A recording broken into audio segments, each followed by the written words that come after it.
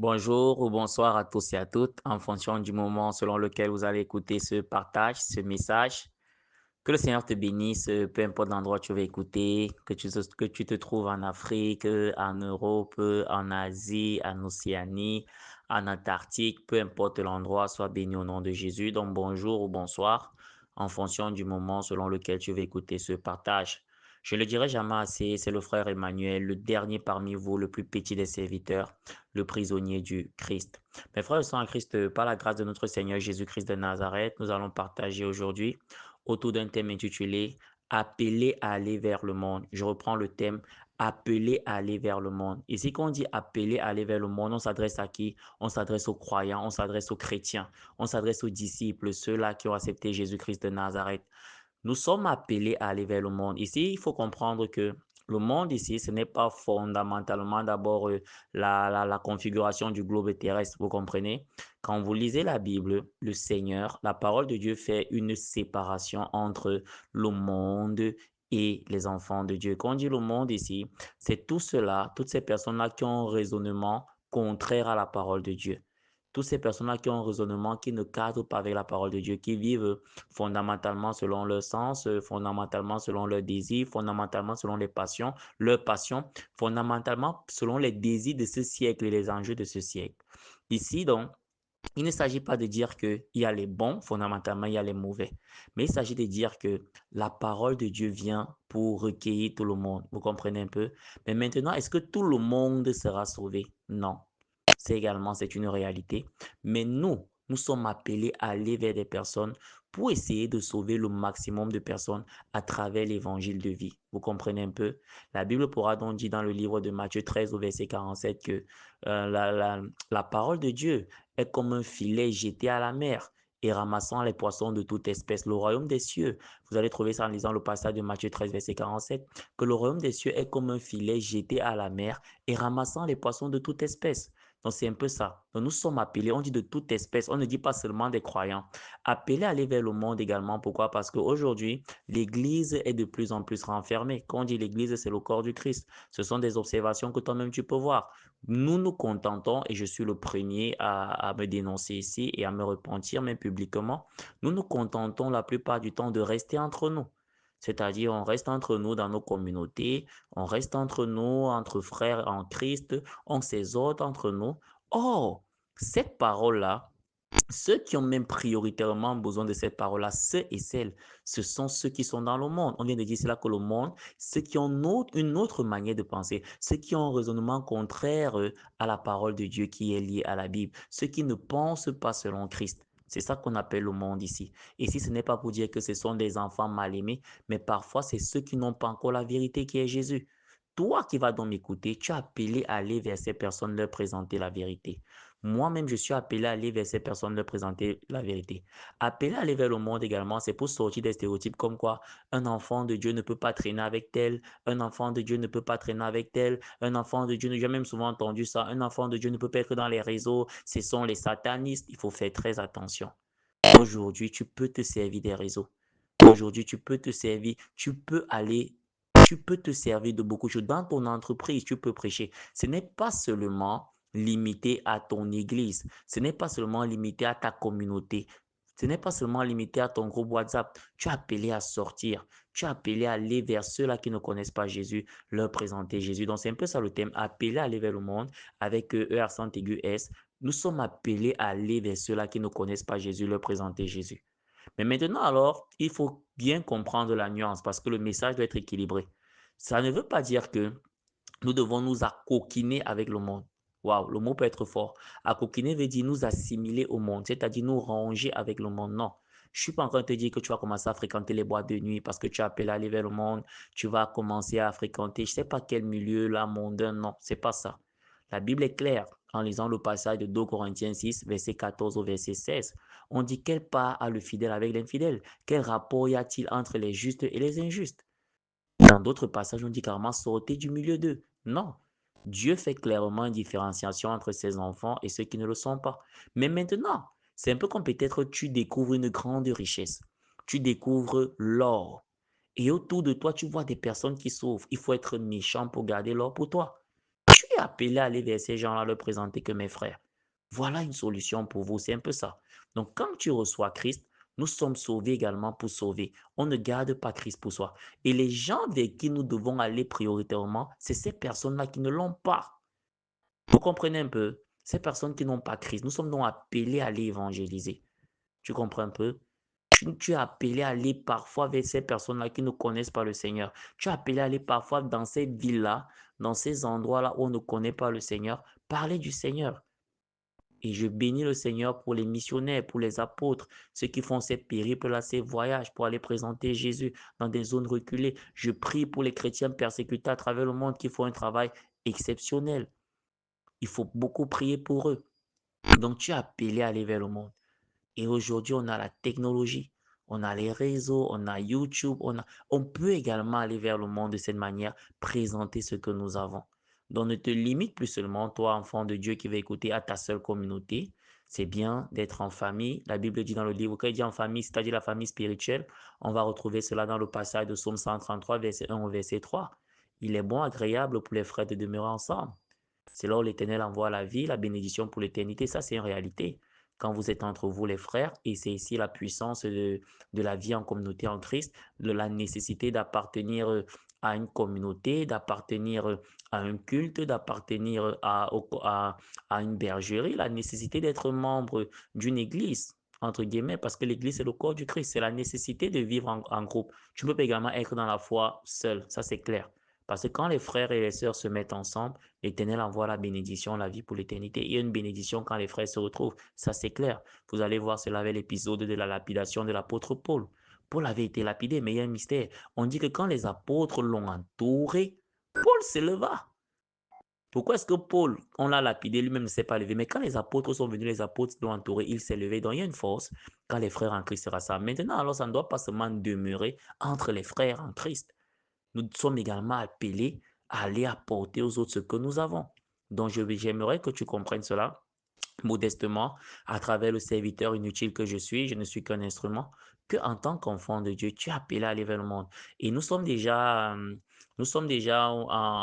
l'année 2026, nous sommes au mois de mars. Je vais te poser cette question rhétorique. Quand je dis rhétorique, moi-même, je me la pose à moi-même. Combien de personnes as-tu déjà amené au Seigneur depuis le début de l'année? Moi-même, le frère Emmanuel, combien de personnes ai-je déjà amené au Seigneur? Tu as déjà sauvé combien d'âmes? C'est très important. Donc, tu es appelé à aller vers le monde. Tu es appelé à aller vers ces personnes qui ne connaissent pas Jésus, leur présenter Jésus. Jésus lui-même mangeait avec des personnes de mauvaise vie. Donc, arrêtez forcément d'ostraciser les gens, c'est-à-dire dire, voilà, moi je suis en Christ, c'est une prostituée, je ne peux pas dire bonjour, il est tel, je ne peux pas dire bonjour, elle est lesbienne, je ne peux pas lui dire bonjour, je ne sais pas quoi, il fume le chanvre. Non, moi je suis saint. Non, non. Tu es appelé à aller vers ces gens, leur présenter Jésus. Sinon, à quoi te sert donc ce Jésus si ce Jésus-là ne peut pas également impacter les autres? Donc, nous sommes appelés à aller vers le monde. Arrête de dire, je ne peux pas aller vers des politiciens, je ne peux pas aller. Non, ça dépend. Si le Seigneur t'a mis en cœur d'aller vers des politiciens, d'aller vers des ministres, d'aller vers des généraux, va les présenter Jésus pour ceux qui n'en ont pas. Donc, nous sommes également appelés à aller vers le monde et on a défini le monde-là comme ces personnes-là, ce système, ce raisonnement qui n'a pas encore reçu Christ. Nous sommes donc appelés à aller vers eux. Voilà, c'est mon côté pédagogue qui aime toujours bien planter le décor des thématiques. Nous bénissons le Seigneur également pour ce côté. À présent, nous allons donc entrer dans la méditation de la parole de Dieu. Je rappelle le thème, appelé à aller vers le monde. Appelé ici avec accent aigu S pour dire, pour être inclusif, nous sommes appelés à aller vers le monde en tant que disciples, en tant qu'enfants de Dieu. Mes frères en Christ, nous allons donc méditer dans les passages suivants. Premier passage, Matthieu 4, verset 13 au verset 25. Matthieu 4, verset 13 au verset 25. Deuxième passage, Matthieu 5 au verset 14. Matthieu 5 au verset 14. Troisième passage, Luc 5 au verset 32. Luc 5 au verset 32. Et quatrième passage, Matthieu 11 au verset 23. Si tu as retenu les passages, nous commençons la méditation. Je vais reprendre lentement pour toi qui n'a pas encore retenu, qui est en train de noter. Nous allons commencer en lisant le passage de Matthieu 4, verset 13 au verset 25. Deuxième passage, Matthieu 5 au verset 14. Troisième passage, Luc 5 au verset 32. Quatrième et dernier passage, Matthieu 11 au verset 23. Le thème, c'est appeler à aller vers le monde. Nous sommes appelés à aller vers ceux qui n'ont pas Christ, leur présenter Christ. Nous sommes appelés à aller vers des pécheurs, entre guillemets, vers des païens, des personnes qui sont souvent caractérisées de mauvaise vie, leur présenter Christ également. Nous allons donc commencer la lecture. Matthieu 4, verset 13 au verset 25, nous lisons au nom puissant du Seigneur Jésus-Christ de Nazareth. Il quitta Nazareth. Il s'y est mis pour Jésus. Il quitta Nazareth et vint demeurer à Capernaum. Ici, j'attire ton attention sur Capernaum. Quand on dit Capernaum ici, on peut également dire Capharnaüm. Je ne sais pas si vous avez entendu parler de ce thème, Capharnaüm. Quel Capharnaüm ici? Je ne sais pas s'il y a des linguistes qui vont m'écouter, s'il y a des personnes spécialisées dans la lexicologie, étude des mots. Le Capharnaüm renvoie souvent au désordre. On renvoie au désordre, au fouillis, c'est-à-dire à ce qui est inconforme, au trouble. Vous comprenez un peu? Donc, on parle de la ville de Capernaum ici. On va d'abord essayer de situer Capernaum sur le plan géographique. Capernaum était un village plein de pêcheurs et de commerçants prospères qui se situait du côté de la rive nord de la mer de la Galilée. Vous comprenez un peu? Et la Galilée elle-même est une région septentrionale d'Israël en cette époque-là. Donc c'était une région du nord d'Israël. Maintenant, dans cette région du nord d'Israël qu'on appelle la Galilée, il y avait un village qu'on appelait Capernaum qui se situait du côté de la rive nord de la mer de Galilée. Et c'était un village plein de pêcheurs et de commerçants prospères, mais qui était caractérisé par le désordre, qui était caractérisé par le péché, un village également où régnait des ténèbres. Vous voyez un peu? C'est un peu l'imagerie aujourd'hui du capitalisme ambiant. Vous voyez beaucoup de villes où il y a de la prospérité, entre guillemets, sur le plan matériel, mais sur le plan des valeurs, sur le plan de la morale, sur le plan de l'éthique spirituelle, c'est des ténèbres. C'était un peu ça, Capernaum, ce petit village-là, rempli de pêcheurs prospères, de commerçants prospères, mais le désordre y régnait, les ténèbres y régnaient, le péché régnait. Maintenant, qu'est-ce que nous remarquons? Jésus qui Nazareth pour aller où? Pour aller demeurer où? La Bible utilise un verbe d'état. Rappelons-nous encore de notre cours sur les verbes d'état. Il y avait le verbe demeurer. On ne dit pas pour passer, on dit pour aller demeurer où? À Capernaum, c'est-à-dire dans un endroit de péché. Il a quitté Nazareth, sa ville natale, parce qu'il est Jésus de Nazareth, pour aller demeurer dans un endroit où il y avait le péché. Certes prospère à cause de la présence des pécheurs et des commerçants, mais un endroit de péché. C'est là-bas que Jésus part demeurer. Donc, on pouvait même déjà résumer notre thème à ce niveau.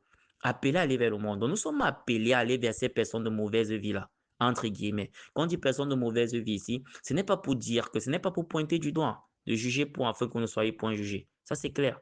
Personnes de mauvaise vie ici, c'est des personnes qui sont étrangères à la vie de Dieu, des personnes étrangères à la vie de Dieu, des personnes qui ne connaissent pas Jésus. Parce que nous n'avons pas le mérite de par nos œuvres, nous avons le mérite par Jésus. C'est Jésus en nous qui produit les fruits de la sainteté. C'est Jésus en nous qui produit la justice. Mais il y a ces personnes-là qui n'ont pas Jésus. Nous sommes appelés à aller vers ces personnes. Donc parfois, Dieu peut t'établir dans un quartier où des gens ne connaissent pas Jésus, dans une ville où des gens mènent une vie de débauche et là et tout. Ne dis pas d'abord que non, je dois quitter cette ville parce qu'il y a les sorciers, je dois quitter cet endroit parce qu'il y a des pécheurs et tout. Va consulter le Seigneur. Peut-être Dieu t'a mis là pour ramener un grand nombre de personnes à Christ. Je ne sais pas si vous comprenez un peu comment ça marche. Donc, il quitta Nazareth, Matthieu 4, verset 13. Il quitta Nazareth et vint demeurer à Capernaum. Voilà, on a présenté Capernaum. Situé près de la mer, voilà, près de la mer, dans le territoire de Zabulon et de Nephtali. Verset 14, afin que s'accomplisse ce qui avait été annoncé par Isaïe le prophète. Donc, il y a une prophétie qui amène Jésus à aller là-bas. Parce qu'il faut comprendre que Jésus était beaucoup dans l'accomplissement des prophéties. Vous comprenez un peu? Et vous allez retrouver ce mystère dans le livre d'Ecclésiaste 1, verset 9, où il est clairement dit qu'il n'y a rien de nouveau sous le soleil. Hein. Ce qui a été, c'est ce qui sera. Ce qui s'est fait, c'est ce qui se fera. Donc, en réalité, nous sommes dans l'accomplissement des prophéties. Il y a des choses que le Seigneur a dit dans ta vie. Tu es juste dans l'accomplissement de cela. Donc, Jésus devait accomplir une prophétie qui avait été dite par Ésaïe. Afin que s'accomplisse ce qui avait été annoncé par Ésaïe le prophète, le peuple de Zabulon et de Nephtali, de la contrée voisine de la mer, du pays au-delà du Jourdain et de la Galilée, des païens. Je ne sais pas si tu comprends, et de la Galilée des païens. La Bible précise la Galilée des païens. On n'a pas dit la Galilée des chrétiens. On vient de voir que la Galilée, c'était une région septentrionale, une région du nord d'Israël. Jésus part du côté de Capernaum, qui est un village qui est à l'intérieur de la Galilée, dans la rive nord de la mer de la Galilée. Vous comprenez un peu? Et il y a une prophétie qui avait déjà annoncé ce déplacement-là. Et on précise la Galilée des païens. Vous allez voir que c'est le début du ministère de Jésus. Donc, il commence son ministère vers les mondains, vers des personnes de mauvaise vie. Donc, c'est bien beau aujourd'hui de prêcher à l'église, d'exhorter les frères, c'est bien beau. Mais sache qu'il y a des personnes également à l'extérieur qui ont besoin d'entendre ce message. On poursuit avec le verset 16. Ce peuple assis dans les ténèbres, un peuple assis dans les ténèbres, c'est là-bas que Jésus allait demeurer. Ce peuple assis dans les ténèbres a vu une grande lumière. Ça, c'est la prophétie. Donc, Ésaïe avait déjà prophétisé en disant que ce peuple assis dans les ténèbres a vu une grande lumière. Maintenant, la lumière, c'est qui? La lumière, c'est Jésus-Christ. Quand la Bible parle de la lumière, plus précisément le Nouveau Testament, c'est Jésus-Christ. On retrouve cela dans le passage de Jean 8 au verset 12. Je suis la lumière du monde. Celui qui me suit ne marchera pas dans les ténèbres, mais il aura la lumière de la vie. Ce peuple assis dans les ténèbres a vu une grande lumière. Et sur ceux qui étaient assis dans la région et l'ombre de la mort, la lumière s'est levée. Donc, je vais également parler à toi, l'Africain. Voilà, l'esprit me dirige vers un Africain. Voilà. Peut-être toi, tu es né dans un village où il y a tellement de sorcellerie et tu dis, je vais abandonner mon village. Je suis du ciel, ce village n'est plus mon village. Il faut faire attention. Sûrement, Christ en toi est la lumière qui doit se lever dans ce village. Donc, tu es appelé même à aller dans ton village, annoncer la parole de Dieu aux gens là-bas. On continue, verset 17. Dès lors, Jésus commença à prêcher. Voilà, j'attire votre attention sur commença. Ça veut dire qu'auparavant, il ne prêchait pas. Dès lors, Jésus commença à prêcher. Donc, la prédication, en réalité, s'adresse d'abord au monde. C'est ça. Maintenant, entre nous les croyants, on peut prêcher pour nous fortifier dans la foi. On peut prêcher pour nous édifier les uns les autres. On peut prêcher pour grandir spirituellement parce qu'avec Dieu, on n'est jamais arrivé. Vous comprenez un peu? Vous allez retrouver ce mystère dans le passage de 1 Corinthiens 13 au verset 9. La Bible dit que nous connaissons en partie. Vous allez encore retrouver ce mystère dans le passage de 1 Corinthiens 8, verset 2. Si quelqu'un croit connaître quelque chose, il n'a pas encore connu comme il faut connaître. Donc, on peut s'exhorter pour grandir dans la foi. On peut s'exhorter pour s'édifier, pour continuer à grandir. Mais les premières personnes à qui les prêches, si je peux parler comme ça, les prédications sont destinées, c'est les mondains. Si on peut parler comme ça de manière prosaïque, les païens qui ont besoin d'entendre ce message pour être sauvés. Parce que le premier but de la prédication, c'est le salut. Dès lors, Jésus commença à prêcher et à dire, répentez-vous. Vous voyez, voilà le but central de l'évangile, hein. L'évangile, c'est ça. Répentez-vous car le royaume des cieux est proche. C'est ça l'évangile. Répentez-vous car le royaume des cieux est proche. L'évangile, ce n'est pas d'abord tu auras une femme, tu auras le mariage, tu auras des voitures, tu auras de l'argent, tu prophétises sur toi. Non, c'est pas ça. D'abord, la Bible dit cherchez d'abord le royaume des cieux et le reste vous sera donné par-dessus. Maintenant, c'est pas pour dire que ces choses sont mauvaises. C'est pas mauvais. Moi-même, le frère Emmanuel, je suis souvent parfois à la quête de ces choses. Mais c'est pas ça l'essentiel.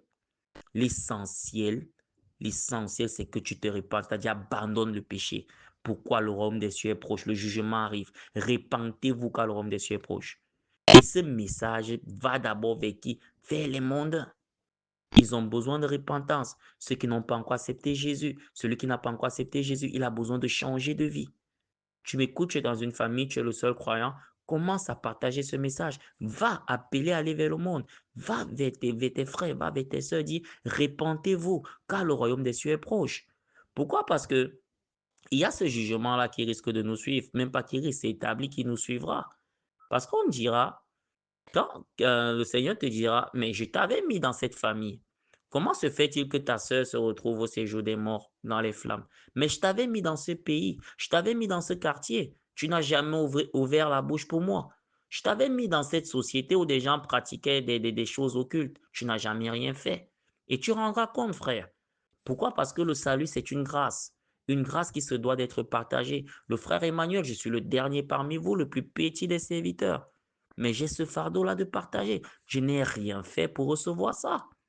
Je ne peux donc pas avoir de l'or, la lumière qui est Jésus, et la garder pour moi.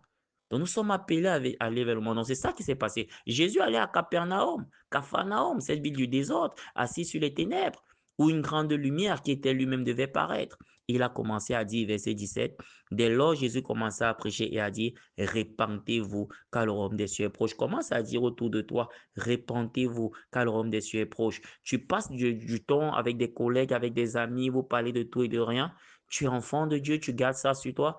commence à leur dire, répentez-vous, car le royaume des cieux est proche. C'est la chose la plus importante, frère. C'est la chose la plus importante, ma sœur. Commence à partager des vidéos bibliques, des enseignements bibliques. La chose la plus importante, l'élément le plus important que tu dois partager avec des gens, c'est Christ. Verset 18. Comme il marchait le long de la mer de Galilée, voilà. Voilà, vous comprenez pourquoi on parle de long de la mer de Galilée. Tout à l'heure, quand on situait géographiquement Capernaum, on disait un village de Galilée situé sur la rive nord de la mer. Voilà. On dit, comme il marchait le long de la mer de Galilée, il vit deux frères, Simon appelé Pierre et André son frère, qui jetaient un filet dans la mer car ils étaient pêcheurs. Voilà. On vient de dire que Capharnaüm, là, c'était un village plein de pêcheurs prospères et de commerçants prospères. Maintenant, la question qu'on peut se poser, où est-ce qu'on retrouve Simon surnommé Pierre? L'apôtre Pierre. Vous connaissez l'apôtre Pierre, son impact dans l'église primitive, dans la première, dans l'église des apôtres. On est allé le retrouver à Capharnaüm, dans cette ville-là où il y avait du désordre, où il y avait les ténèbres et tout. C'est là-bas que Jésus pas choisi les disciples. C'est pour dire que dans le monde là, il y a beaucoup qui sont appelés à servir Dieu. Arrêtez de dire seulement que voilà, je vais prendre des exemples comme ça, des choses que j'ai souvent eu à écouter. La musique, le show business, c'est le diable. Hein, les réseaux sociaux, Internet, c'est le diable. Ne vous intéressez pas là-bas. Faites attention. Dans ces endroits-là, il y a des gens qui sont appelés à servir Dieu. Il y a des apôtres actuellement. Tu vas m'écouter, peut-être toi, tu es dans le showbiz. Tu ressens l'appel de Dieu en toi. Tu vas m'écouter, peut-être toi, tu es dans le cinéma. Tu ressens l'appel de Dieu en toi. Tu es peut-être dans un domaine mondain là que je ne connais pas, mais tu ressens l'appel de Dieu. Jésus est allé à Capernaum là pour choisir les disciples. Les voies de Dieu sont insondables. Dans la généalogie de Jésus, j'aime souvent le dire, il y a deux prostituées. Oui, il y a deux prostituées dans la généalogie de Jésus. Vous voyez un peu. Mais c'est des femmes qui ont reçu la grâce de recevoir le Sauveur. Vous comprenez un peu? Donc, c'est important. Ici, on voit ces notions-là. Ici, on voit ces notions-là de Jésus qui part à Capernaum choisit les disciples, c'est-à-dire une ville originellement ténèbres. Choisis les disciples. Et quand je dis qu'il y a des prostituées dans la généalogie de Jésus, ça ne doit pas te choquer. Je ne sais pas si tu as entendu parler de Rahab. Je ne sais pas si tu as entendu parler de Rahab. Je ne sais pas si tu as entendu parler de Tamar. Il faut aller il faut aller revisiter l'histoire de ces femmes-là. Mais ça ne leur a pas empêché de venir à Dieu. Donc toi, tu vas m'écouter, je ne dirai jamais assez. Là, l'esprit me conduit vers quelqu'un qui va, qui va écouter ce message-ci. Peut-être tu vas m'écouter, tu es dans la vie de boîte de nuit, tu es dans une vie sale et tout, et tout, et tout. Sache que le Seigneur ne choisit pas les hommes parfaits ou les femmes parfaites, mais il rend plutôt parfaits ceux ou celles qui la choisissent. Repends-toi car le royaume des cieux est proche, mon frère. Peu importe l'endroit où tu es, au départ de ce message, au début de ce message, on évoquait Matthieu 13, verset 47. Le royaume des cieux est semblable à un filet lancé et ramassant les poissons de toute espèce. Ne dis pas que moi, je suis trop sale pour servir Dieu. Moi, j'ai fait ceci. Moi, j'ai été prostituée. Moi, je suis trop... Non, peut-être même tu vas m'écouter dans une prison. Frère, réponds à l'appel de Dieu si tu ressens l'appel de Dieu. Nous poursuivons. Verset 18. Comme il marchait le long de la mer de Galilée, il vit deux frères, Simon appelé Pierre et André son frère, qui jetaient un filet dans la mer car ils étaient pêcheurs. Voilà. Ici, on voit la notion des activités. Voilà. Tu peux être dans des activités, le Seigneur t'appelle, n'hésite pas, frère. Il leur dit, suivez-moi. Voilà, nous sommes au verset 19. Il leur dit, suivez-moi, je vous ferai pêcheurs d'hommes. Ici, on voit la symbolique. Il part dans une ville de pêcheurs. Maintenant, ça ne sera plus uniquement des pêcheurs liés aux poissons, ça sera des pêcheurs d'hommes, c'est-à-dire des gens qui vont amener des hommes à aller vers le Seigneur. Le Seigneur t'appelle à être un pêcheur d'hommes. Et j'ai posé la question qui m'interpelle également. Depuis le début d'année, nous avons déjà péché combien d'hommes pour le Seigneur? C'est-à-dire, la réussite en Christ, c'est pas fondamentalement dit Dieu m'a donné le mariage, Dieu m'a donné une femme, Dieu m'a donné l'argent, Dieu m'a donné. Non, on n'est pas dans une vie égoïste. C'est de dire, Seigneur, à travers moi, tel nombre de personnes ont reçu le Seigneur. C'était ça la joie des disciples. À travers moi, tel nombre de personnes ont été sauvées. Tel nombre de personnes ont été conduites dans les eaux du baptême. Tu as appelé à être un pécheur d'hommes. Tu as appelé à aller vers le monde, pécher les hommes pour le royaume des cieux. On continue avec le verset 20. Aussitôt, ils laissèrent les filets et le suivirent. De là, étant allé plus loin, il vit deux autres frères. Tout ça se passe à Capharnaüm, voilà. De là, étant allé plus loin, il vit deux autres frères, Jacques, fils de Zébédée, et Jean, son frère, qui étaient dans une barque avec Zébédée, leur père, et qui préparaient leur filet. Il les appela et aussitôt, il laissait la barque et leur père et le suivirent. Ici, on voit Jésus qui part à Capharnaüm, là, qui part à Capharnaüm, là, c'est ce village situé sur la rive nord de la mer de Galilée et il commence à constituer son équipe là-bas. Est-ce que tu sais que dans ce monde, est-ce que tu sais que parmi ces païens, entre guillemets, est-ce que tu sais que parmi ces personnes qui n'ont pas reçu Jésus, il y a certains qui doivent faire partie de l'équipe de Dieu. Mais maintenant, pour qu'ils fassent partie de l'équipe de Dieu, tu dois aller les pêcher. Comment est-ce que tu dois aller les pêcher? En leur présentant l'évangile. Il y a beaucoup de serviteurs de Dieu dans le monde. Et c'est pas le frère Emmanuel qui le dit. Beaucoup de serviteurs de Dieu ont ces témoignages. Il va te dire avant, j'étais dans le monde. La plupart, c'est ça. Avant, j'avais telle vie. Avant, j'avais telle vie. Vous connaissez qui ont eu des repentances spectaculaires. Moi-même, le frère Emmanuel, j'ai longtemps fait dans le rap mondain. Vous comprenez un peu? Mais Jésus m'a péché du rap mondain pour l'évangile, par exemple. Voilà, on continue. Verset 22. Il les appelait aussitôt, il laissait la barque et leur père et le suivit. Jésus parcourait toute la Galilée, enseignant dans les synagogues. Voilà. Jésus parcourait toute la Galilée. Là, on voit la mission du missionnaire. On voit l'apostolos. L'apôtre vient d'apostolos, c'est-à-dire celui qui est envoyé. Jésus parcourait toute la Galilée, enseignant dans les synagogues, prêchant la bonne nouvelle du royaume et guérissant toute maladie. Voilà. Guérissant toute maladie. J'aime beaucoup cet aspect-là, guérissant toute maladie. On n'a pas dit certaines maladies. Ça, c'est le pouvoir que tu as reçu en Christ. Parce que la mission également s'accompagne de la puissance. Il faut manifester les œuvres de l'esprit. Il faut manifester le fruit de l'esprit. Mais il faut également manifester les dons spirituels. Les dons spirituels que tu verras en lisant 1 Corinthiens 12, verset 8 au verset 10. Christ en toi est capable de guérir les maladies. Je n'ai pas dit que c'est toi qui vas guérir toutes les maladies. Toi, tu ne peux guérir, tu ne peux rien guérir.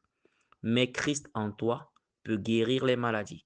Et je reviens avec cette question depuis le début d'année. Tu as déjà prié pour combien de malades et combien de malades ont déjà été guéris? Voilà les challenges auxquels nous devons être exposés en tant qu'enfants de Dieu. Et guérissant toute maladie et toute infimité parmi le peuple.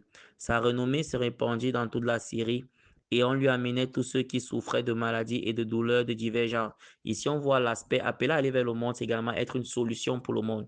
Vous comprenez un peu? On voit Jésus, solution pour le monde. Tu ne peux pas avoir Jésus et ne pas être une solution. Aujourd'hui, malheureusement, ça c'est à l'observation, nous les serviteurs de Dieu, humblement, voilà, nous qui avons reçu cette grâce imméritée de suivre le Christ, nous sommes de plus en plus des problèmes pour le monde au lieu d'être des solutions. Nous sommes de plus en plus des fardeaux pour le monde au lieu d'être des solutions. Vous allez trouver des enfants de Dieu dans leur famille, dans leur société, qui sont plutôt des fardeaux pour la société, alors que c'est vers eux, c'est vers elles que la société devait se tourner. Quand nous lisons l'Ancien Testament, on voit Joseph qui a sauvé tout un pays d'Égypte de la famine. Les dirigeants, les chefs d'État sont appelés à se tourner vers toi. Les conseillers dans les palais devraient normalement être les enfants de Dieu, c'est-à-dire ceux qui ont l'esprit supérieur pour orienter les décisions, pour orienter la direction. Donc, on voit Jésus. Jésus, c'est quelqu'un qui amenait des solutions dans son environnement. Les malades étaient guéris, les démoniaques étaient délivrés de leurs démons et plusieurs personnes, des paralytiques, retrouvaient leur, euh, leurs pieds, si je peux m'exprimer comme ça de manière prosaïque. Donc ici, appeler à aller vers le monde, c'est également apporter des solutions. Vous comprenez un peu? Apporter des solutions à notre humanité, apporter des solutions à nos environnements, apporter des soulagements à nos environnements. Moi, je suis souvent challengé. Je suis dans ma famille, je vois ma soeur malade. Ça, c'est des choses qui me challengent beaucoup. Je dis, mais comment je peux avoir Jésus et je vois ma soeur souffrir de ça? Il y a quelque chose qui ne va pas. Jésus en moi doit la guérir. Vous comprenez un peu? Doit appeler à aller vers le monde. Tu appelles à aller prier pour des gens. Tu appelles à aller dans les hôpitaux, prier pour des gens. Tu appelles à aller dans les prisons, réconforter des gens. Tu as appelé à soutenir même des gens. Tu as appelé. On termine avec le verset 25. Une grande foule le suivit. Voilà. Ici, on dit une grande foule. On n'a pas dit les grands chrétiens le suivaient. On n'a pas dit une grande église le suivait. Non, on a dit une grande foule. La foule, la particularité de la foule, c'est que la foule est globalisante. La foule englobe un grand nombre de personnes. Dans la foule, les gens viennent de divers espaces, de diverses catégories. Donc, appeler à l'éveil au monde, la foule également, est appelée un moment à te suivre à cause de ce que tu portes. Une grande foule le suivit de la Galilée, de la Décapole, de Jérusalem, de la Judée et d'au-delà du Jourdain.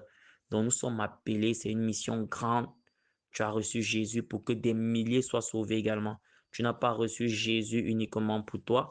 Tu n'as pas reçu Jésus pour que tes affaires prospèrent seulement. Tu n'as pas reçu Jésus pour te marier enfin. Tu n'as pas reçu Jésus pour être enfin délivré de ce célibat, de ce chômage. Mais tu as reçu Jésus pour que plusieurs soient sauvés. À cause de Jésus que tu as reçu, ton village doit changer, ta famille doit être sauvée, tes amis doivent être sauvés, ton quartier doit être sauvé, ton entreprise doit être sauvée. Tu es appelé à aller vers le monde au nom de Jésus. Mes frères en Christ, on poursuit avec Matthieu 5 au verset 14. Le thème, c'est appelé à aller vers le monde. Matthieu 5 au verset 14. Vous êtes la lumière du monde. J'aime beaucoup cette assertion, c'est-à-dire cette déclaration. Vous êtes la lumière du monde. On n'a pas dit vous êtes la lumière du ciel. En passant ici, le Seigneur s'adresse aux disciples, c'est-à-dire ceux qui ont accepté Jésus, comme toi et comme moi. On n'a pas dit vous êtes la lumière du ciel. Vous êtes la lumière du monde. Le monde, c'est d'abord ton environnement également, le globe terrestre. Le monde, c'est également ton microcosme. Tu es la lumière. À travers toi, beaucoup de choses doivent changer. Tu dois porter la lumière. Tu travailles dans une société où les gens ont l'habitude de faire du faux. Toi, tu dois être dans le vrai. Tu travailles dans une société où les gens ont l'habitude de voler le patron. Toi, tu dois refuser. Tu dois être dans la lumière.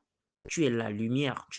Quand tu arrives quelque part, la manière de faire négative doit changer. Les mentalités négatives doivent changer parce que tu es la lumière du monde. Matthieu 5, verset 14. Vous êtes la lumière du monde. Une ville située sur une montagne ne peut être cachée. C'est-à-dire, tu ne peux pas cacher la lumière qui est en toi. En Christ, tu ne peux pas cacher cela. Tu es appelé à briller. Quand je dis briller, si ce n'est pas, ça ne veut pas dire avoir des voitures, avoir des donateurs, toutes ces choses-là qu'on écoute aujourd'hui dans les ministères. Je n'ai pas dit que c'est mauvais. Si tu as des donateurs, si tu as des personnes qui peuvent te soutenir, Jésus même avait des gens qui soutenaient son ministère, gloire à Dieu. Mais la lumière ici, c'est quoi? C'est en termes de sanctification, c'est en termes de vie qui glorifie le Seigneur, c'est en termes d'âmes sauvées. Donc, vous êtes la lumière du monde. Nous sommes appelés à éclairer le monde, à enlever le monde du péché dans lequel il est noyé. Bien sûr, tout le monde ne sera pas sauvé, mais toi, fais ta part et laisse Jésus faire sa part. On dit le royaume des cieux est semblable à un filet lancé à la mer et ramassant les poissons de toute espèce. Toi, lance ton filet et laisse Jésus pêcher les poissons. Pendant que moi, je suis en train de partager avec toi, tu vas sûrement écouter ceci sur YouTube, sur la plateforme Partage Biblique. Je ne sais pas qui est-ce qui sera sauvé ou touché par ce message. Je ne connais même pas les qui vont suivre. Je ne connais pas. Mais moi, je fais mon devoir par le Saint-Esprit qui parle à travers moi. Je lance mon filet et c'est Jésus qui va pêcher. C'est Jésus qui va prendre les âmes. Mais toi, fais ton devoir. Tout le monde ne va pas accepter Jésus. Tout le monde ne va pas dire Amen. Mais toi, fais ton devoir. Ouvre ta bouche, ouvre ta bouche en allant vers le monde pour leur présenter Jésus-Christ de Nazareth. Mes frères et en Christ, on va donc poursuivre. Après Matthieu 5, verset 14, nous lisons rapidement. Vous êtes la lumière du monde. Donc, en tant qu'enfant de Dieu, tu es la lumière du monde. Tu es celui-là qui doit éclairer le monde. Des personnes qui se trouvent en difficulté, tu es appelé à les présenter Jésus. Une ville située sur une montagne ne peut être cachée. Une ville située sur une montagne ne peut être cachée. Tu ne peux être caché avec la lumière que tu as reçue. On poursuit maintenant avec le passage de Luc 5, verset 32. Luc 5, verset 32. Nous lisons au nom puissant du Seigneur Jésus-Christ de Nazareth. Luc 5, verset 32. C'est Jésus-Christ qui parle là à la première personne. Voilà. Élément d'énonciation, je. Voilà. Le locuteur, je, avec le pronom personnel, je. Luc 5, verset 32. Je ne suis pas venu appeler à la repentance des justes, mais des pécheurs. C'est Jésus qui le dit. Reprenons cela ensemble. Je ne suis pas venu appeler à la repentance des justes, mais des pécheurs. Appeler à aller vers le monde. Jésus n'est pas venu pour toi qui es parfait. Jésus n'est pas venu pour des justes, mais Jésus est venu pour les pécheurs. Jésus, c'est pour toi qui est englué dans cette vie d'ivrognerie dans un bar. C'est pour toi qui as cette sexualité bizarre. C'est pour toi qui commet ces crimes. C'est pour toi qui te vois mauvais. C'est pour toi que Jésus est venu. Donc arrête de dire, moi, ça ne me concerne pas. Moi, regardez ma vie. Non, c'est pour toi. C'est justement pour des personnes comme toi que Jésus est venu. C'est pas le frère Emmanuel qui le dit. Luc 5, verset 32. Je ne suis pas venu appeler à la repentance des justes, mais des pécheurs. Jésus est venu pour toi, ma sœur, qui danse dans ce bar en striptease. Jésus est venu pour toi, mon frère, qui va écouter, qui est dans cette prison. Jésus est venu pour toi. Jésus est venu pour les pécheurs. Jésus est venu pour toi. La bonne nouvelle, c'est que la parole de Dieu s'adresse d'abord à toi. Jésus a commencé le ministère à Capernaum, un lieu d'obscurité. Certes, il y avait la prospérité ambiante, il y avait des affaires économiques qui marchaient, mais sur le point de la vie de sanctification, sur le point de la relation à Dieu, c'était une ville dans le noir. C'est là-bas que Jésus allait demeurer. C'est la même chose. La parole de Dieu te concerne. Toi qui es noyé dans le péché, toi qui as été rejeté à cause de tes actions, toi qui crois que Jésus lui a tourné le dos, Jésus est venu pour toi. Relisons ensemble Luc 5, verset 32. Je ne suis pas venu appeler à la repentance des justes, mais des pécheurs. Voilà. Jésus est venu pour toi, c'est la bonne nouvelle. Jésus n'est pas là pour les justes, il est venu pour toi. Nous sommes appelés à aller vers le monde. Nous ne sommes pas là uniquement pour rester entre nous un bon club de chrétiens, non. Nous sommes appelés à aller vers des pécheurs, entre guillemets. Et en passant, quand on dit les pécheurs, ce n'est pas pour dire que nous sommes meilleurs qu'eux. Non. Quand on dit les pécheurs, c'est des personnes qui n'ont pas encore reçu l'Esprit de Jésus pour leur faire abandonner le péché. De nous-mêmes, nous ne pouvons pas abandonner le péché. C'est l'Esprit de Jésus en nous qui nous donne la force d'être présentés comme des saints. Vous comprenez? Le mystère se retrouve dans le livre de Romains 5, verset 1. Ouvre ta Bible dans Romains 5, verset 1. Étant justifiés par la foi, Dieu nous donne la paix avec lui par son Fils, le Seigneur Jésus-Christ de Nazareth. Donc, étant justifiés par la foi. Donc, justifié, il y a juste. Ce ne sont pas nos œuvres qui nous rendent justes. C'est la foi en Jésus-Christ. Quand tu crois en Jésus-Christ, il fait de toi un saint. Maintenant, il y a d'autres qui ne croient pas en lui. Eux, ils sont dans les efforts. Ils veulent abandonner, mais ils n'arrivent pas parce qu'ils n'ont pas encore reçu l'esprit de celui qui peut les faire abandonner. Quand tu acceptes Jésus, il le dit lui-même dans le livre d'Apocalypse 3, verset 20.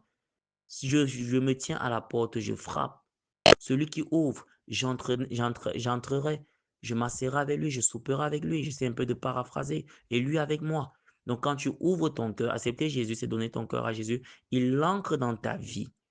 Il s'assoit dans ta vie. Et désormais, il commence à vivre à travers toi. Tu comprends dans le mystère de Galates 3, verset 20. J'ai été crucifié avec Christ. Et si je vis, ce n'est plus moi qui vis, c'est Christ qui vit en moi. Si je vis maintenant dans la chair, je vis dans la foi au Fils de Dieu qui m'a aimé, qui s'est livré pour moi. Donc ce n'est plus toi qui vis, c'est ce Christ que tu as reçu là qui vit en toi. C'est une vie de substitution. Il prend ta mauvaise vie et il te donne sa bonne vie. 2 Corinthiens 5, verset 17. Si quelqu'un est en Christ, il est une nouvelle création. Les choses anciennes sont passées. Ce que tu faisais avant, le mensonge, le vol, l'impudicité. Quand on parle de l'impudicité, si on voit l'immoralité sexuelle, les drogues, tout ce que tu faisais de négatif, c'est passé. Voici, toutes choses sont devenues nouvelles. Pas par tes efforts, mais parce que tu as accepté Jésus. Tu as dit, Jésus, viens vivre à travers moi. Jésus, je t'accepte comme mon sauveur. Maintenant, lui, vient, il prend tes fardeaux. Il vit à travers toi. Et lui, en toi, tu ne peux plus retomber dans ses péchés. Ça peut paraître un peu abstrait là. Quelqu'un va écouter, voilà, l'esprit me dirige vers quelqu'un qui écoute pour la première fois et dit, mais qu'est-ce que ce mec raconte? En fait, je vais prendre une imagerie simple hein, pour qu'ensemble nous puissions comprendre cela. Je vais aller dans un domaine qui m'est cher, mon domaine, l'éducation. Imagine un peu que tu dois passer une évaluation compliquée. Tu es nul en mathématiques. Voilà, moi-même le frère Emmanuel, je n'étais pas très bon en mathématiques. C'est pour ça que je prends les mathématiques. Tu es nul en mathématiques et ton enseignant dit, OK, comme toi tu es nul en mathématiques, je vais m'asseoir où tu es censé t'asseoir et je vais composer pour toi en ton nom. Il s'assoit, il compose pour toi alors que c'est lui-même qui a fait l'épreuve. Tu réussiras cette épreuve la main levée. Tu vas te retrouver avec 20 sur 20 et on va t'appeler. Je vais prendre un nom comme ça au hasard. On va dire Théodore. On va dire Éléonore à 20 sur 20. Mais en réalité, est-ce que c'est Léonora qui a eu 20 sur 20? C'est l'enseignant qui a eu 20 sur 20 en se faisant passer pour toi. Et maintenant, pour que l'enseignant se fasse passer pour toi, il faut juste ta collaboration, accepter qu'il vienne le faire. C'est un peu ça, accepter Jésus. C'est-à-dire, tu acceptes qu'il vienne vivre à travers toi. Tu lui ouvres la porte et lui fait le reste. Tu n'as pas d'effort personnel à faire. Parce que par tes efforts personnels, tu ne pourras pas. L'homme est faible, la chair est faible, tu vas toujours pécher. Tu vas retourner dans la drogue. Tu vas retourner dans cette sexualité bizarre. Tu vas retourner dans l'angoisse, la dépression. Maintenant, si tu dis, OK Seigneur, je te donne le volant de ma vie. Viens dans ma vie. Viens vivre à travers moi. Je t'accepte. Tu commences à lire sa parole, tu regardes ce qu'il fait, tu vas voir des changements. La Bible va donc dire dans le livre de Romains 5, verset 1, étant justifié par la foi. La foi, c'est croire, croire seulement que ce n'est plus toi qui vis, c'est Jésus qui vit à travers toi. Et regarde la suite. C'est donc la foi en ce Jésus-là qui nous rend justes. Et il vient donc dire dans le livre de Luc 5, verset 32, je ne suis pas venu pour les justes, mais pour les pécheurs. Maintenant, qu'est-ce qu'il faut que le pécheur fasse? Il faut juste que le pécheur l'accepte. Que le pécheur lui dise, Seigneur, viens composer à ma place. Cette vie est tellement difficile. Prends ma place, prends mon siège et vis à travers moi. Je vais encore reprendre cela avec un autre exemple. Les examens. Prenons toujours cet exemple scolaire pour que les gens puissent comprendre que le Seigneur bénit tous les scolaires qui vont écouter. Tu es allé composer et toi-même tu es conscient que tu n'as pas très bien composé. Tu sais que tu n'auras pas ce baccalauréat. Je prends le baccalauréat par exemple. Tu sais très bien que tu n'auras pas ce baccalauréat. Tu n'auras pas cette licence. Tu n'auras pas ce master. Tu n'auras pas ce brevet d'études. Et quand on proclame les résultats, tu entends ton nom. Tu entends ton nom. Est-ce que tu vas chercher à dire que mais j'avais mal composé? Tu es admis. Pourquoi tu es admis? Parce que tu étais déclaré admis. C'est la même chose. Quand nous l'acceptons, Jésus nous déclare juste. Il nous déclare juste. Pas à cause de nos œuvres. Il ne regarde pas ce que tu as fait hier. Il ne regarde pas ce que tu as fait, le film pornographique que tu as regardé hier. Il ne regarde pas le mensonge. Il ne regarde pas le péché que tu as fait. Il ne regarde pas ton état dans cette prison, ma soeur. Il ne regarde pas les avortements que tu as eu à faire. Il te déclare juste. Tu es juste. Tu as passé l'examen. C'est ça. Maintenant, la seule chose à faire, c'est de l'accepter. C'est de comprendre que moi, je ne vis plus, c'est lui qui vit à travers moi. Aussi simple que cela. Donc, appeler à aller vers le monde, c'est appeler, c'est Jésus-Christ même qui nous martèle cela. Il n'est pas venu pour les justes, mais pour des pécheurs. Donc, la question que je dois te poser, toi, enfant de Dieu, je suis déjà allé vers combien de pécheurs? Je suis déjà allé vers combien de personnes de mauvaise vie? J'ai déjà partagé ce que je connais avec combien de personnes? Si ce n'est pas le cas, commence également à le faire au nom de Jésus, car nous sommes sauvés pour sauver. Mes frères sans Christ appelés à aller vers le monde, on va donc terminer avec le dernier passage. Matthieu 11 au verset 23. Ici, c'est pour toi qui vas te poser la question de savoir que, mais moi, je prêche, je reçois des cailloux, je prêche, les gens ne sont pas convertis, je prêche, on me chasse. Non, ce n'est pas toi qui convertis, c'est Jésus qui convertit. Mais toi, tu es juste le véhicule, c'est-à-dire fais ton travail. C'est un peu comme si tu plantes quelque chose et tu laisses la chose pousser. Et toi, tu as fait ton travail, tu as planté. L'évangile est une sémence. Maintenant, c'est Jésus qui fait croître. Tu comprends un peu? Et il y a le mystère dans le livre de Matthieu 18 au verset 3. La Bible dit que si vous ne vous convertissez pas, vous ne verrez pas le royaume des cieux. Donc, il y a un travail également à faire. Il y a un travail de conversion à faire. Maintenant, ce n'est pas toi qui convertis les gens. En réalité, c'est le Saint-Esprit à travers toi qui les convertit. Je reprends ça. C'est pas toi, c'est pas le frère Emmanuel qui va te convertir quand tu vas suivre ses partages. C'est le Saint-Esprit à travers le frère Emmanuel qui va te convaincre ou pas. Mais toi, fais ton travail, va vers le monde annoncer l'évangile. Maintenant, Matthieu 11, verset 23 est fort éloquent à propos parce que Jésus lui-même est allé à Capernaum et les gens n'ont pas cru. Et Jésus va dire, mais cette ville, vous êtes maudite. Avec tous les miracles, avec tout ce qui a été fait ici, vous n'irez pas vous ne serez pas élevé au niveau des cieux, vous serez au niveau du séjour des morts. Le séjour des morts, le lieu de tourment. La question est de savoir si Jésus le parfait, parce que Jésus c'est le plus parfait d'entre nous, bien que son esprit soit en nous, mais c'est d'abord lui la perfection. Si lui, il allait à Capernaum, les gens ne l'ont pas écouté, avec tous les miracles, on vient de voir qu'il guérissait tout le monde, il faisait toutes ces choses, les gens ne l'ont toujours pas écouté. Penses-tu que c'est toi que tout le monde va écouter? Donc en réalité, il ne s'agit pas d'aller vers le monde pour pouvoir capter tout le monde, non. Les pécheurs qui vont écouter, nous avons vu tout à l'heure que nous sommes des pécheurs d'hommes, un peu en l'état de Pierre et de son frère. Ceux qui font la pêche savent que quand on lance le filet, ce n'est pas pour prendre tous les poissons du lac ou bien du fleuve. Non. Mais Le peu là qui a été pris, c'est déjà une très grande joie pour Dieu. Moi, je suis content quand je vois un partage sur YouTube, je vois même 3 vues. Moi, mon objectif, c'est même pas d'abord d'avoir 1 million de vues, non. Je vois 3 vues, je dis: «Waouh Seigneur, si 3 personnes ont suivi ce partage et que même une personne va être sauvée, gloire à Dieu, gloire à Dieu». Et on a encore, on comprend encore ça mieux avec la parabole, du semeur. Voilà, on a d'abord lancé, la graine. La graine est tombée le long du chemin. Qu'est-ce que Jésus-Christ va dire dans la parabole du semeur? Je pense Matthieu 13, verset 19 à 23. La graine qui tombe le long du chemin, c'est ceux qui écoutent la parole et la parole ne reste pas dans leur cœur. Ça, c'est le premier cas de figure. Tu vas parler de Jésus aux gens, après bon, ça sera vite oublié. Les gens passent à autre chose, ils continuent leur train. D'autres vont même te traiter de fou. Ensuite, on a le deuxième cas, la graine qu'on a lancée et qui est tombée dans une zone pierreuse. C'est-à-dire, eux, ils écoutent la parole, mais ils n'ont pas assez de racines. C'est-à-dire les soucis de la vie, c'est-à-dire face aux premières difficultés, ils abandonnent. C'est-à-dire, ils aiment bien la parole, ils aiment bien écouter, mais face aux épreuves, quelqu'un abandonne. Il dit, waouh, Jésus, vraiment, mais à cause de ce cancer, non, non, non, ça, cette histoire n'est pas vraie. Ça, c'est la graine qui est tombée dans la zone pierreuse. C'est-à-dire, il n'y a pas les racines ancrées dans la personne pour rester dans la foi. Quelqu'un qui va te dire, je sais Dieu, mais pourquoi moi, j'ai pas encore de femme? Pourquoi moi, j'ai pas encore mon mari? Vraiment, Dieu, alors que regarde l'autre qui ne connaît pas Dieu, ouais, il n'y a pas les racines. Tu vois un peu? Maintenant, il y a la graine qui est tombée au milieu des épines. C'est-à-dire, les gens qui aiment bien Dieu, mais les soucis de la vie, vous voyez un peu les soucis de la vie, le stress du monde, tu vois un peu, les pressions du monde font en sorte que la graine ne peut pas bien germer. La graine ici, c'est la sémence, c'est la symbolique de la parole de Dieu. C'est pour toi qui vas aller vers le monde annoncer la parole de Dieu. Tu dois connaître la parabole du semeur, qui aura ces catégories de personnes. La graine qui tombe le long du chemin, ceux qui vont écouter, ça ne leur rien leur dit. La graine qui tombe dans une zone pierreuse, ceux qui vont bien vouloir écouter, mais ils ne seront pas ancrés face aux premières difficultés, ils vont abandonner. Maintenant, il y aura la graine qui va tomber au niveau des épines, ceux qui vont bien vouloir écouter, mais les soucis de la vie, hein, le quotidien et tous les stress, ils ne peuvent pas être attachés à la parole de Dieu. Moi, j'ai failli tomber dans cette catégorie, hein, je me repens ici publiquement. Parfois, la pression de la vie. Je me suis souvent retrouvé avec le travail, il n'y a même pas moyen de prier, il n'y a même pas moyen de partager. J'ai dit non, il faut que ça s'arrête. La priorité, c'est d'abord Dieu. Donc, tu vas voir des gens comme ça qui vont te dire, j'aime bien, mais mon boulot, je ne peux pas venir dans une réunion. Mon boulot, je n'ai pas le temps. Bon, tu vois un peu? Dans les soucis de la vie, vraiment, mon enfant est malade, je n'ai pas assez de temps. Tu vois un peu? Donc, ils aiment bien Dieu, mais les soucis de la vie les empêchent de s'accrocher à la parole. Ça, c'est la graine qui est tombée au milieu des épines. Maintenant, le quatrième cas de figure et le bon cas, c'est la graine qui est tombée sur la bonne terre.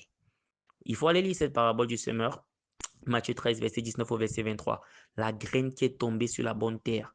Et comment est-ce qu'on sait que la graine tombe sur la bonne terre? On dit que une graine va produire 20 graines, 20 graines vont produire 40, 40 vont produire 100. C'est-à-dire c'est cette graine-là qui a cette capacité à se démultiplier pour germer, pour pousser. Donc quand la parole de Dieu tombe sur la bonne terre, quand quelqu'un reçoit la parole de Dieu avec un cœur prêt, ça ne se limite pas à lui, ça produit d'autres serviteurs de Dieu. Vous allez voir ces genres de personnes-là, ils ont la pression pour parler de Dieu. Ils aiment toujours parler de Dieu. Ils veulent toujours que les autres également connaissent Dieu. Or, quand la graine ne tombe pas sur la bonne terre, c'est des gens qui gardent Dieu pour eux. Ils veulent aller présenter Jésus à tout le monde, Jésus à tout le monde. Ça, c'est la bonne terre. Donc ici, quand nous allons terminer avec Matthieu 11 au verset 23, c'est pour te montrer que malgré que Jésus était à Capernaum, il a fait les miracles, il a fait les merveilles, les gens n'ont toujours pas cru là-bas. Vous comprenez? C'est pour te dire que ne te décourage pas. Dans le monde, il y aura des gens qui vont te lancer les pierres, il y aura des gens qui vont te traiter de faux, il y aura des gens, Jésus même a été traité de Belzébul, il y aura des gens qui vont te traiter d'ésotérique, franc-maçon, reçu chrétien et tout. Il y aura des gens qui vont te traiter de tous les mots. Mais toi, fais seulement ton travail. Je n'ai pas dit que quand tu vas aller vers le monde, tout le monde va venir à Jésus. Ça, c'est pas possible. Dans la parabole du semeur, il n'y a que 25%. Parce que si on prend un cas, sur 4 cas, il n'y a qu'un seul cas, c'est-à-dire c'est 25% de personnes qui ont accepté. Mais toi aussi, dans ce monde-là, il y aura 25%. La part de Dieu, c'est une part infime. Le chemin est étroit. Mais toi, fais ton travail, va vers eux, leur présenter l'évangile.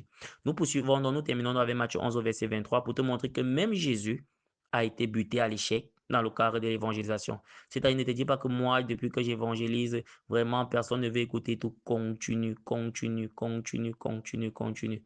Quand on dit tu as déjà mené combien d'âmes au Seigneur, le but n'est pas de montrer que tu es le champion des âmes, mais le but, c'est de voir ta détermination dans l'œuvre. Tu comprends un peu? Tu as prêché à combien de personnes? Tu as partagé la parole de Dieu avec combien de personnes? Tes réseaux, comment est-ce que tu les utilises? Tu as mis combien de plateformes pour que les gens aient accès à cette parole?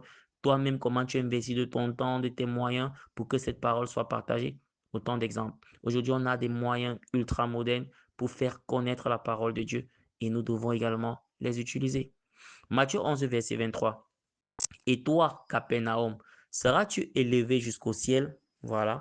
Et toi, Capernaum, seras-tu élevé jusqu'au ciel? En réalité, non. En réalité, non. Tu seras rabaissé jusqu'au séjour des morts. Tu seras rabaissé jusqu'au séjour des morts. Et je vais un peu paraphraser à ce niveau. Car si Sodome avait vu, ne serait-ce que les miracles que tu avais vus, Sodome aurait été sauvé. C'est ça que la parole nous dit dans le passage de Matthieu 11 au verset 23. Vous voyez que Jésus, même qui était à Capharnaüm, dit non. Capharnaüm, est-ce que tu seras élevé jusqu'au ciel? Tu seras rabaissé jusqu'au séjour des morts. Pourquoi? Parce que malgré tout ce que Jésus a fait à Capharnaüm, beaucoup n'ont pas cru, beaucoup ont continué dans leur mauvaise vie et Jésus lui-même a fait ce constat. Donc c'est pour te dire que appeler à aller vers le monde, ça ne sera pas toujours rose, tu n'auras pas toujours du succès à 100%, mais toi fais ton devoir. Mes frères et sœurs en Christ, j'espère que ce partage vous a béni, appelé à aller vers le monde. Nous allons terminer par la prière. Père éternel, sois béni, sois élevé. Seigneur, merci pour ce partage intitulé Appelé à aller vers le monde. Papa, tu nous appelles à aller vers le monde pour annoncer ta parole. Tu nous appelles à aller vers ceux qui ne te connaissent pas, ceux qui sont étrangers à la vie de Christ pour annoncer ta parole. Père éternel, accorde-nous la force et la grâce d'annoncer la parole de Dieu envers ceux qui sont étrangers à cette parole, que ce soit dans nos familles, dans nos quartiers, dans nos communautés, dans nos entreprises, dans divers milieux où nous nous retrouvons au nom de Jésus. Ne nous permets pas seulement de demeurer entre nous les frères dans l'église, mais aide-nous également à sortir de l'église pour aller annoncer ta parole. C'est au nom puissant du Seigneur Jésus-Christ de Nazareth que nous avons prié. Amen. Shalom, shalom. Jésus-Christ est Seigneur. Partage ce message avec le maximum de personnes. Amen.